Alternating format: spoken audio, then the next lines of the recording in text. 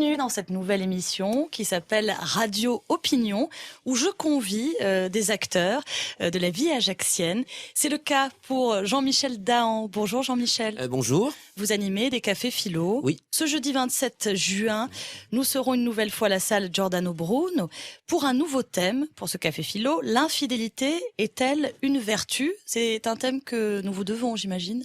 Oui, c'est moi qui ai choisi également ce thème. Vous nous dites, est-elle, cette infidélité, une recherche de l'épanouissement de soi? Alors, ça peut être une forme de l'épanouissement de soi parce que être toujours également fidèle, ça ne voudrait dire ne jamais changer d'avis. Et puis... Être buté. Voilà, ça peut être également être buté. Et là, ça permet de s'ouvrir. Donc, on peut se découvrir aussi grâce à une infidélité. Tirer son coup, quoi. Renaud Doxin, vous êtes libraire et vous venez donner votre opinion, vous aussi. La fidélité, quelque part, c'est le ciment du couple.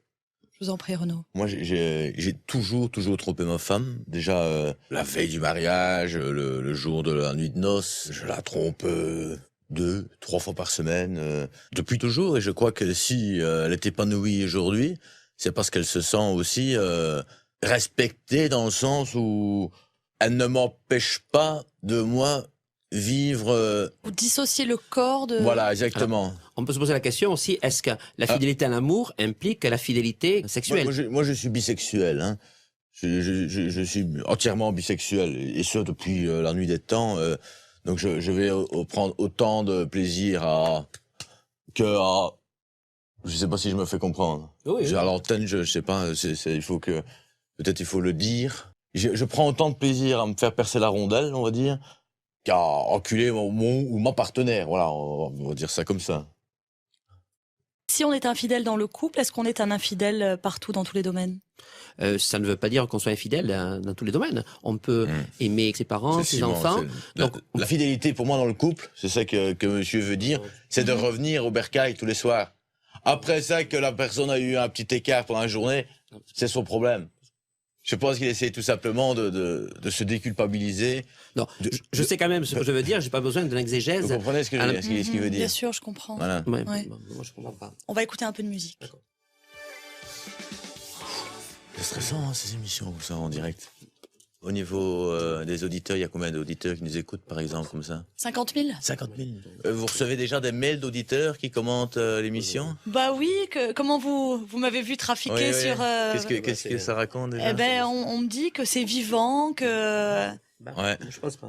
Honnêtement, je dis franchement, si je l'avais su, je serais pas venu. Hein. On relance. Mais les auditeurs sont contents, hein. Oui, non, certains. Ouais. On relance le direct dans cette bonne Non, là, ambiance. ça décrit les mises. Je pensais jamais. Attention, que ça serait comme ça. c'est... Ah bon, on c'est revient à Philippe. l'antenne. Ouais. Bon. RCFM, bienvenue dans cette nouvelle émission Radio Opinion où je reçois Jean-Michel Dahan avec ce thème, l'infidélité est-elle une vertu? Comme disait hors antenne Jean-Michel, c'est peut-être le côté bestial de l'homme qui nous rend infidèles. C'est-à-dire que de tout temps, l'homme a toujours voulu aller percuter des étrangères, entre guillemets, et de quelque part aller féconder, parce que c'est le propre de l'homme, comme il disait tout à l'heure, et il a tout à fait raison. Le libertinage, comme disait Jean-Michel, c'est peut-être la solution. Non, là, Alain, 2 secondes. On me fait dire des choses que je n'ai jamais dit. Je n'ai jamais dit. Antenne, mais il pratique le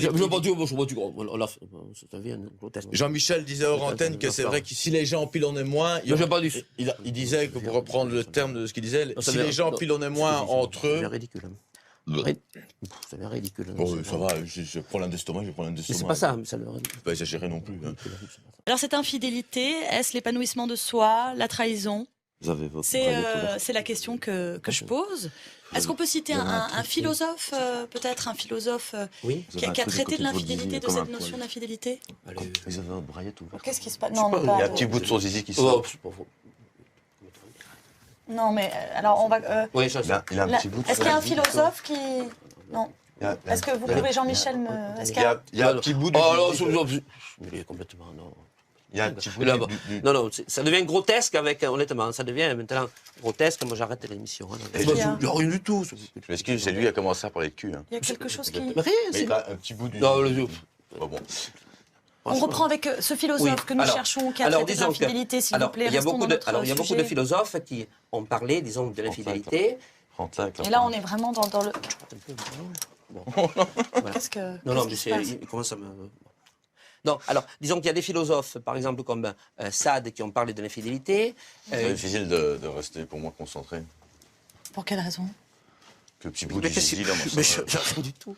ce petit bout de zizi, il a un petit bout de son zizi.